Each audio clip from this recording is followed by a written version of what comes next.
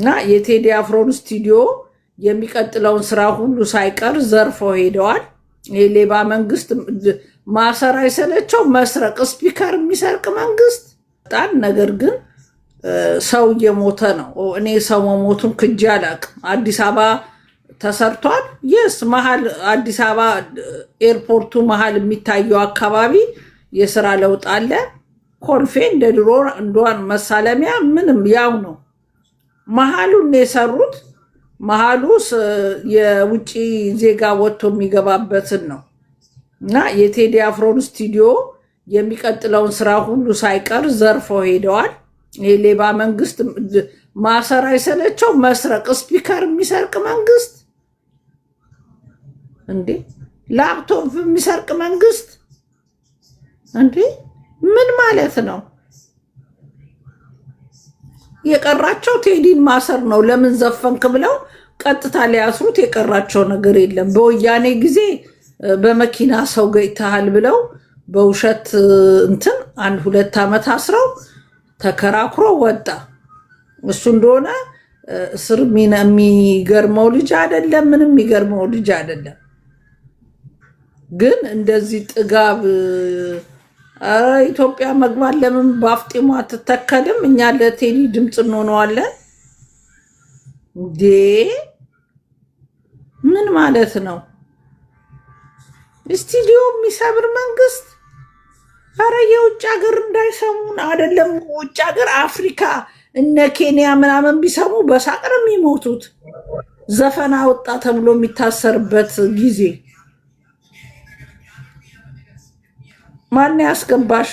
ማነው የምታስገቡ? ሞዴሬተሮች የአባቴ ጉድጓድ ወስጄ ልክተታችሁ። እሺ ሰው አስገቡልኝ አላልኳችሁም? ምን አባታችሁ ነው የምታስገቡት እናንተ? ጥንባንሳ የጥንባንሳ ስብስብ ማን አባሽ ነው ያስገባሽው እዚህ ውስጥ? እከካሞች ስርዓት ያዙ፣ ደነዞች። ነግሬያችኋለሁ። ለይቻ አላቅም። ሞዴሬተር የተባለ አንስቼ ቁጭ ነው ማረጋችሁ።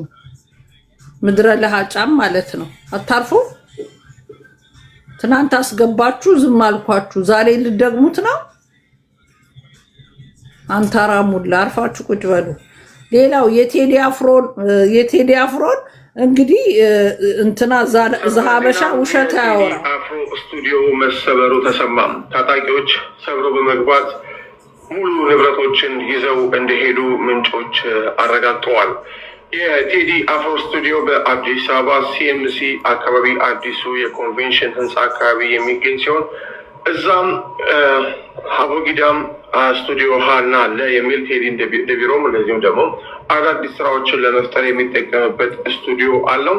በዛ ስቱዲዮ ውስጥ ከስፒከር እስከ ኮምፒውተር ሁሉንም ነገር የማቀናበሪያ መሳሪያዎች ወደፊት የሚወጡ ስራዎችን ጭምር ሰብስበው መውሰዳቸው ነው ምንጮች የገለጹት።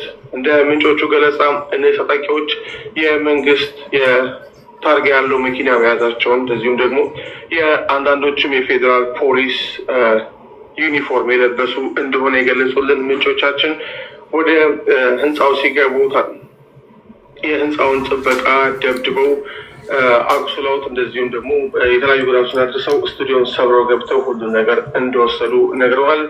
ጉዳዩን እየተከታተሉ ነው። ቪኦኤ የዩቲዩብ ቻናል ላይ ዝርዝሩን ጠብቁን። ሰበር ዜናም የቴዲ አፍሮ ስቱዲዮ መሰበሩ ተሰማም። ታጣቂዎች እንግዲህ እንደምታዩት ነው፣ እንደሰማችሁት የቴዲ አፍሮን ስራ የሚሰራበትን ዘፈን የሚያቀነባብርበትን የስራውን ቦታ ነው። መሸነፋቸውን እኮ ነው የሚያሳየው። ይሄ መሸነፋቸው ቴዲ እግዚአብሔርን እናት ወልዳለች። አንተን የወለደ ማህፀን ይባረክ።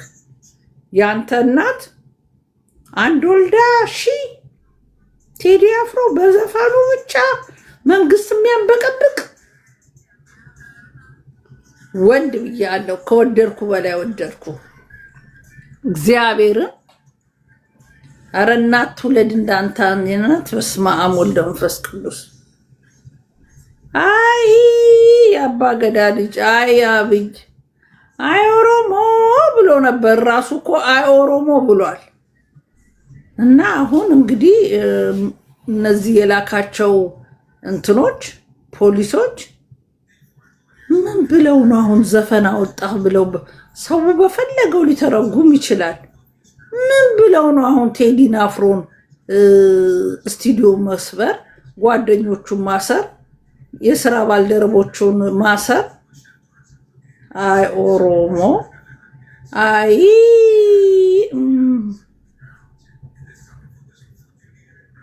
ያሳዝናል። የቲክቶክ ለማኝ ወደ እኔ አትላክ ወደዛ። በስማ እኛ አዲስ አበባ ልጆች እንሞትልሃለን።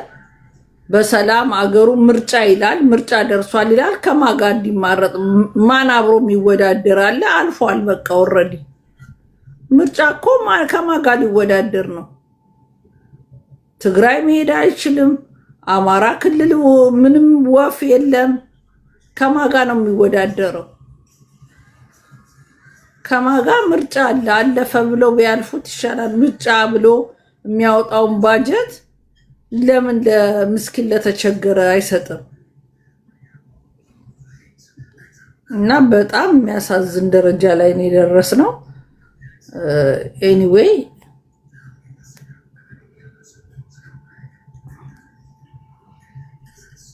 በጣም በሚገርም ሁኔታ ማለት ነው።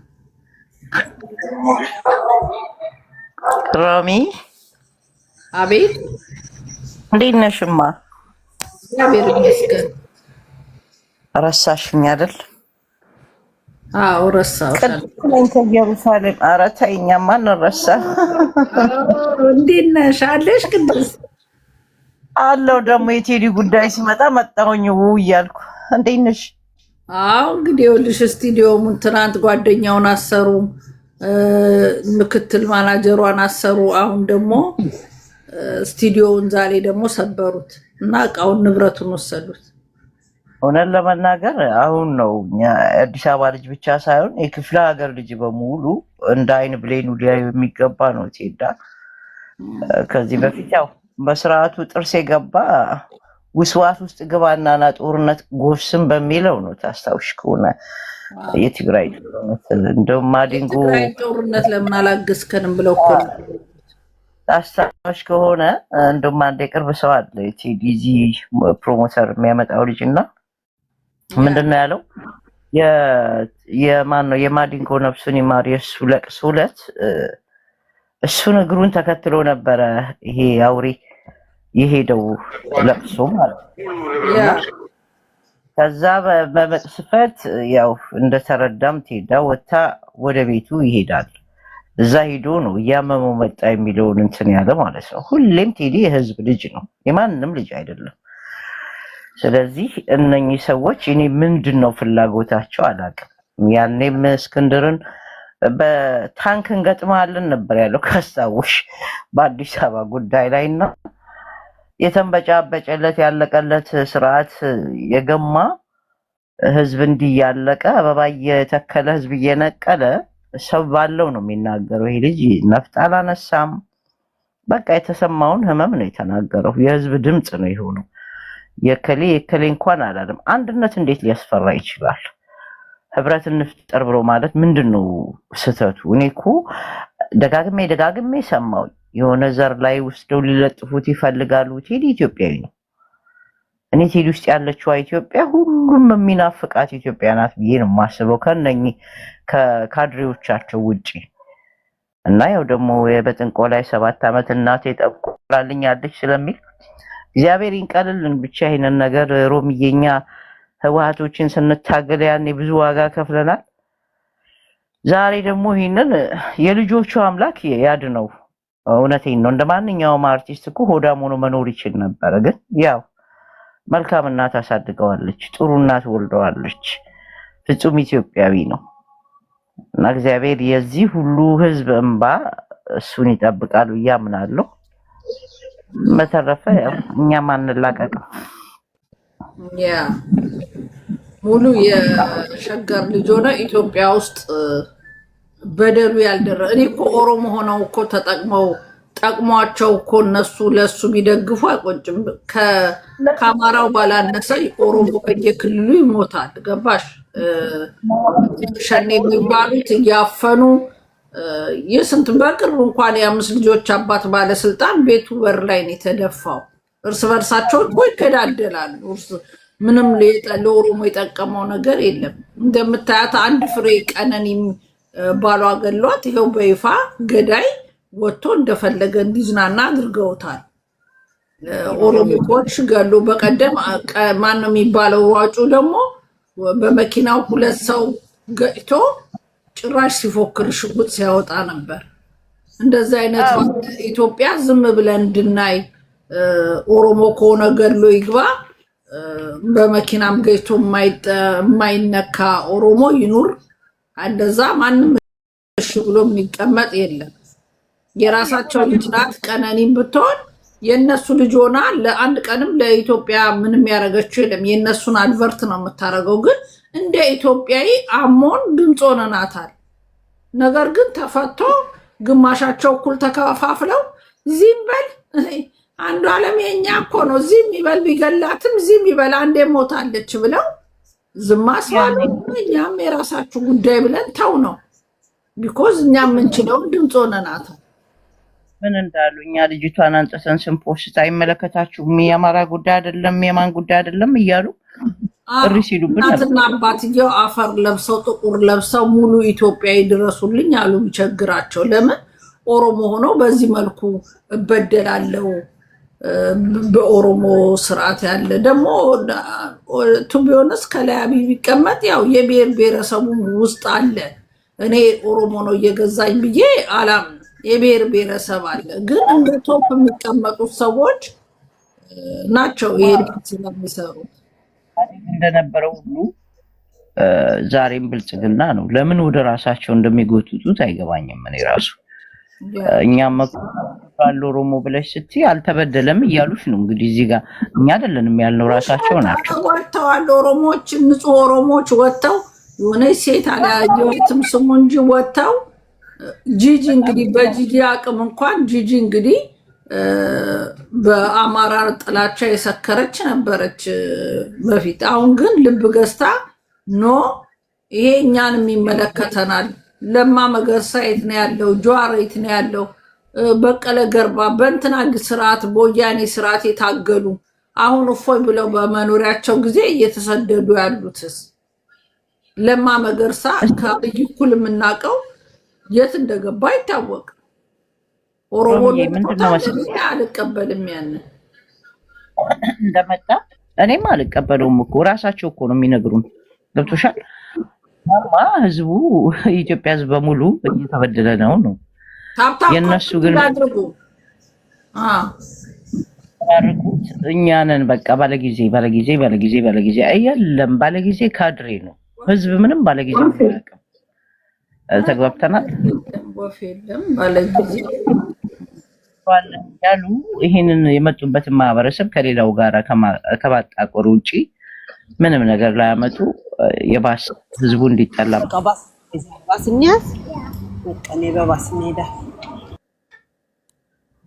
እና ዞሮ ሁላችንም ትኩረት ማድረግ ያስፈልጋል። ገንዘብ ምን እቃውም ቢሰብሩ ቢወስዱ የተሸናፊነት ምልክት ነው።